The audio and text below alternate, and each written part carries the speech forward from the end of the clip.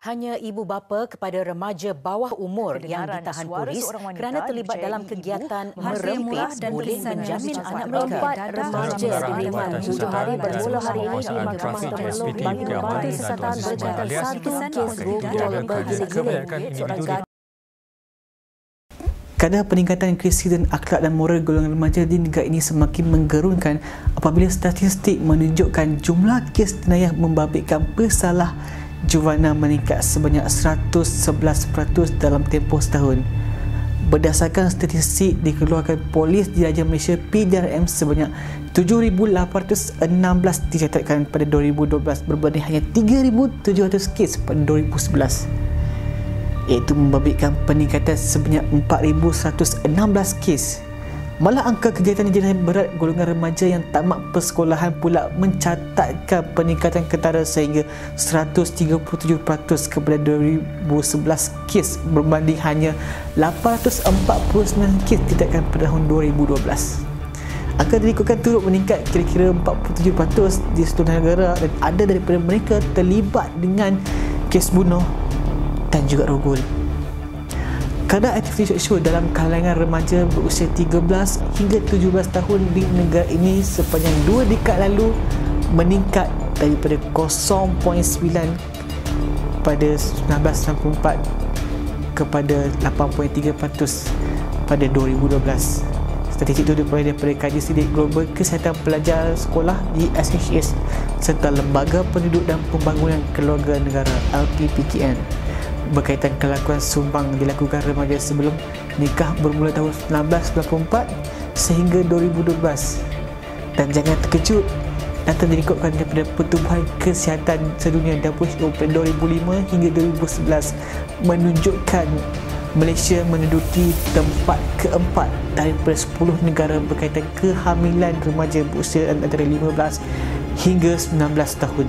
Keputusan Malaysia bertarikh 12 Julai 2017 mengikut statistik seramai 111,865 orang murid, iaitu 16,849 murid sekolah rendah dan 95,046 murid sekolah menengah didapati terlibat dengan gejala salah laku disiplin seperti ponting sekolah, merokok, memukul dan bergaduh. Ramai orang menuding jari antara satu sama lain, namun umum mengetahui faktor utamanya adalah kegagalan ibu bapa itu sendiri.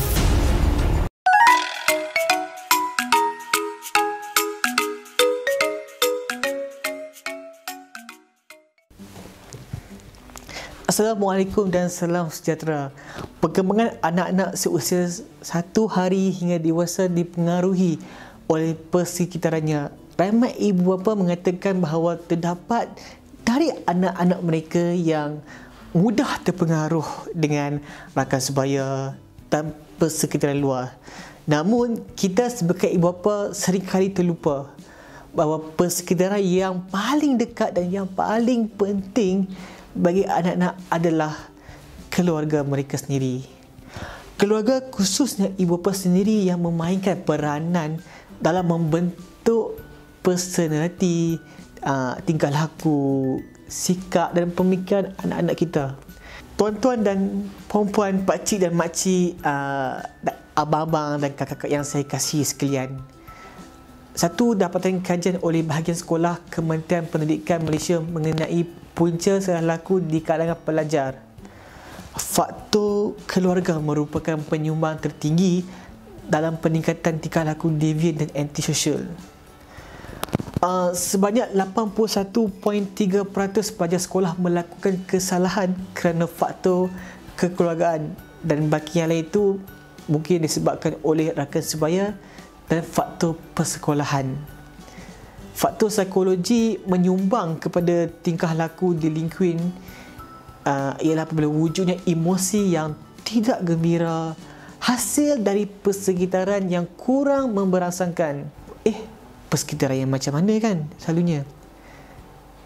Ianya seperti hubungan kekeluargaan yang longgar, keluarga yang berpecah dan kurang mendapat perhatian daripada keluarga atau ibu bapa itu sendiri. Emosi anak-anak yang tidak stabil seperti marah, geram, tertekan, dendam akan mendorong anak-anak untuk melepaskan geram dengan melakukan pelbagai masalah bertujuan untuk melepaskannya rasa tertekan itu. Bayangkan ibu bapa yang sedang bergaduh, bertengkar di rumah sehingga anak-anak melihat, mendengar, sehingga membuat mereka berasa sedih, geram dan tak tahan di rumah. Bila pasal itu membuat buak di dalam hati. Jalan penyelesaiannya adalah dengan melepaskannya di tempat lain. Memukul, bergaduh dan membuat tingkah laku subang. Hanya disebabkan oleh mereka meniru balik apa yang ibu bapa mereka buat di rumah tadi. Selain itu, faktor persekitaran, faktor kekeluargaan yang kurang memuaskan juga adalah disebabkan oleh kemerosotan kasih sayang di kalangan keluarga dan sikap tidak mengambil kisah terhadap anak-anak.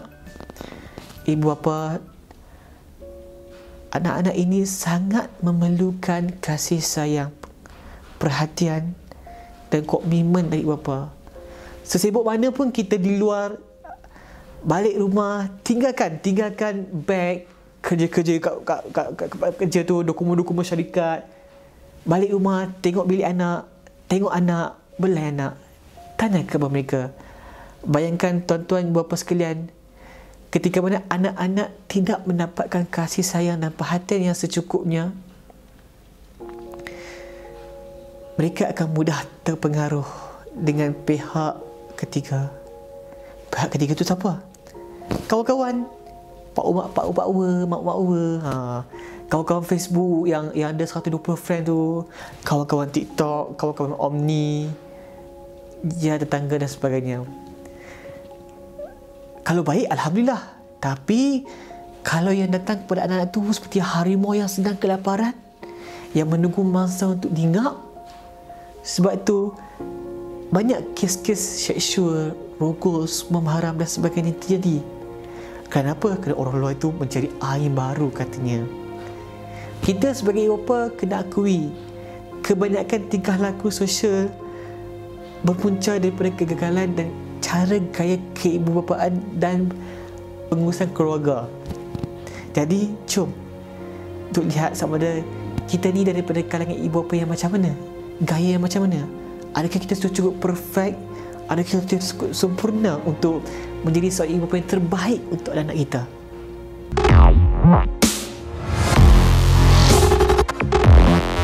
Gaya asuhan ibu bapa yang pertama adalah gaya autoritatif.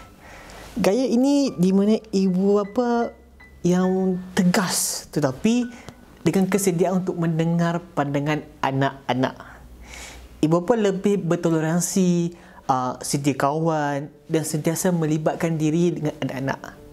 Hal ini boleh dikatakan mereka lebih cenderung dan memberi ruang kepada anak-anak remaja untuk menyampaikan pendapat.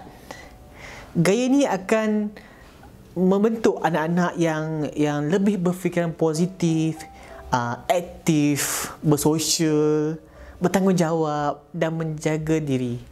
Anak ini akan lebih berani untuk kehadapan dan menerokai perkara-perkara yang baru. Sebagai contoh, ada waktu ketika ibu perlu bertegas dan ada ketika ibu perlu berlembut dengan anak-anak. Ibu menjadi kawan baik, anak-anak mendengar luahan rasa hati mereka. Adik ada apa-apa nak beritahu ke? Kalau kita pergi bercuti ke Langkawi, adik rasa macam mana? Adik rasa nak duduk rumah je lah. Sekarang kan musim wabak COVID-19. Bapak dekat luar tu cakap, Alhamdulillah, selamat duit aku. Tapi kan ayah, mak ajak pergi wakaf cak, sudah. Kena pergi Kelantan pula. Bila anak-anak kita dalam masalah di sekolah contohnya, balik rumah, lemah, layu, makan pun tak lalu, kita tu jadi judgemental. Gaduh lah tu kat sekolah tu. Adik buat apa kat sekolah ni sampai jadi macam ni? Sepatutnya ibu bapa tak boleh jadi macam tu. Bagi dia ruang untuk bertenang, tanya perlahan-lahan. Macam reverse psychology. Adik kat sekolah belajar apa? Algebra, Mama tengok adik balik ni letih, tak lalu makan. Cuba cerita kat Mama. Sebenarnya Mama, adik dah jatuh hati. Apa? Adik dah jatuh hati?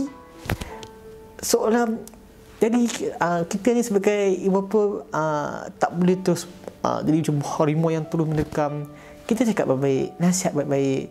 Kita beritahu apa masalah dia, apa baik buruk yang dalam cinta. Macam tu. Supaya kita ni boleh anak-anak kita akan rasa macam kita ni berkawan dengan dia, boleh bersua dengan dia, boleh sharing macam-macam dengan dia. Terdapat kajian di mana apabila masuk zaman remaja, masa anak-anak bersama ibu bapa tu lebih kurang berbanding masa bersama dengan kawan-kawan.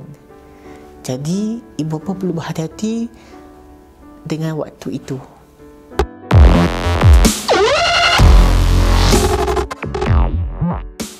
Okey, gaya asuhan ibu bapa yang kedua adalah gaya ibu bapa jenis authoritarian. Gaya jenis mana ni kan? Gaya ni ibu bapa mengambil pendekatan kawalan, hukuman dan peraturan yang ketat. Mereka tak membenarkan anak mereka untuk mempertikaikannya. Hanya mewujudkan persekitaran yang tidak sihat kepada perkembangan kendiri remaja. Kenapa saya kata macam tu? Ibu bapa dan bakal ibu bapa, bayangkan anak-anak buat satu kesilapan atau kesalahan, ibu terus menyalahkan dan menghukum mereka tanpa memberi peluang langsung untuk mereka meluahkan perasaan atau memberi peluang untuk mereka membela nasib mereka. Bayangkan jika ibu bapa berada di tempat mereka, kita masih rasa tertekan, sedih dan marah. Bila rasa perasaan tu, dia mereka keluar dan buat pelbagai kerja-kerja sosial. Mereka melepaskan amarah mereka. Anak-anak ini juga akan merasa mereka ni tak dihargai dan berasa mereka ni tak diperlukan langsung dalam keluarga. Satu kajian yang dibuat di masa remaja yang melakukan masalah sosial dan tingkah laku agresif adalah berasal dari keluarga ibu bapa yang menggunakan hukuman fizikal dan disiplin secara berlebihan kepada anak-anak. Hal ni akan membuatkan anak-anak cepat memberontak dan cenderung untuk bertindak agresif. Ini yang banyak berlaku dalam masyarakat kita sekarang. Apabila rasa diri tak dihargai, rasa diri tak ada guna aku hidup, tak ada guna apa aku hidup dunia ni, sehingga membawa kepada kemurungan dan akhir sekali membunuh diri. Dan ada juga kes di mana anak remaja perempuan kita yang terlanjur dan ada yang dirokul sampai mengandung, akhirnya mereka tidak diterima ibu bapa dan keluarga mereka. Kes-kes ini banyak berlaku. Tolong mereka, bantu mereka, terima mereka dengan ikhlas hati, ubah mereka, hargai mereka. InsyaAllah suatu hari nanti dengan izin Allah, mereka mungkin akan jadi lebih baik daripada kita semua.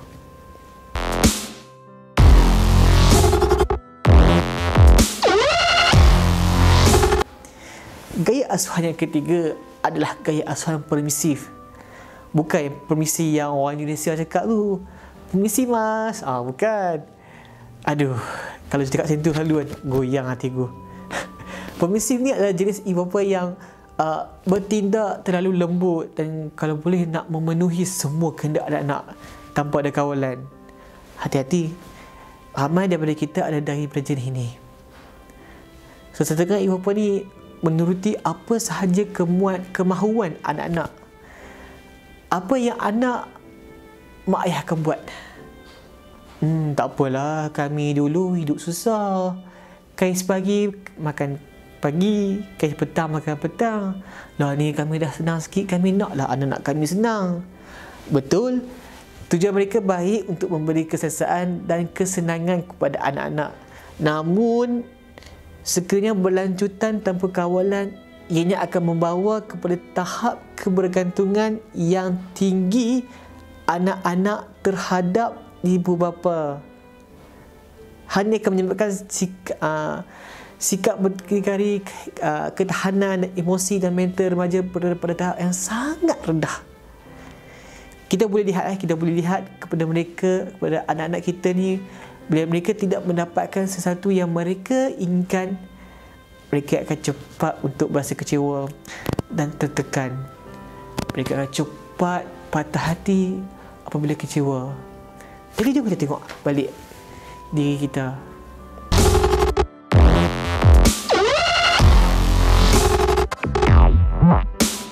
Gaya asuhan yang terakhir adalah gaya asuhan mengabaikan.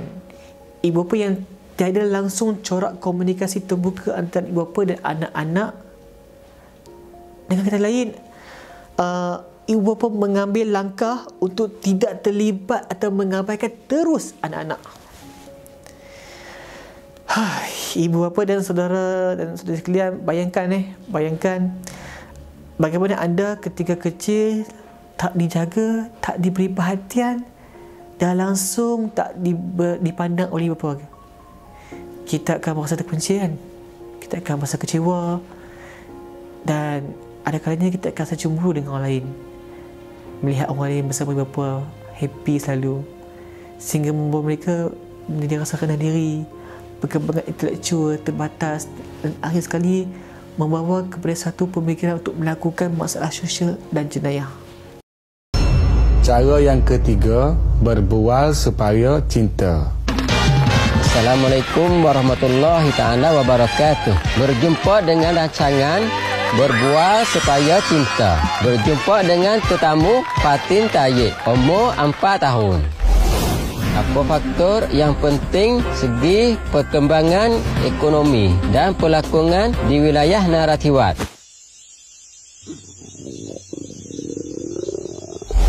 Selain daripada pertanian, perikanan dan industri lain.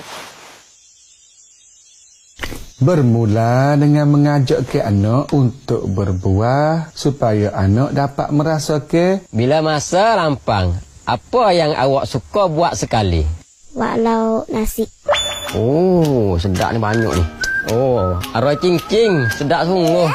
Oh. Tidak selalu memarahkan anak dan berpujilah anak setiap kali jika ada peluang, supaya anak mengetahui bahawa kita nampak kebaikannya yang dia selalu buat. Adik makan nasi habis dah, panas sungguh adik ni.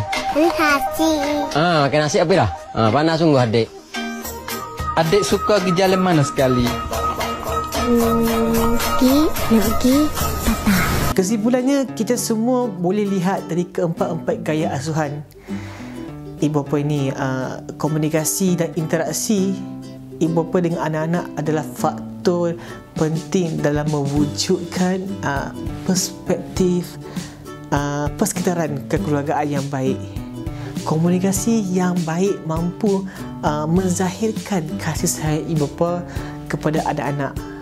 Komunikasi yang berkesan dapat membantu ibu bapa mengetahui perihal dan masalah peribadi anak-anak. Ibu bapa perlu menjadi rakan kepada anak-anak agar mudah untuk anak-anak berasa dihargai, diperlukan, sehingga mereka mula mempercayai dan menjadikan ibu bapa mereka sebagai model ikutan mereka. Saya sedar faktor luar juga mampu mempengaruhi sikap dan tingkah laku anak-anak. Namun ibu bapa lah yang perlu menjadi idola, Iron Man, Captain America kepada anak-anak. Ibu bapa perlu bercampur tangan dan menunjukkan bahawa mereka mengambil berat dan mengasihi anak mereka. Kajian menunjukkan anak-anak yang bermasalah ini sangat memerlukan sokongan semua pihak, dan berilah peluang kepada mereka untuk meluahkan apa yang terbuku di hati. Imam Al-Ghazali ada berpesan, anak-anak adalah amanah atas ibu bapa. Jika sudah terbiasa dengan perkara kebaikan, anak itu akan membesar dalam kebaikan.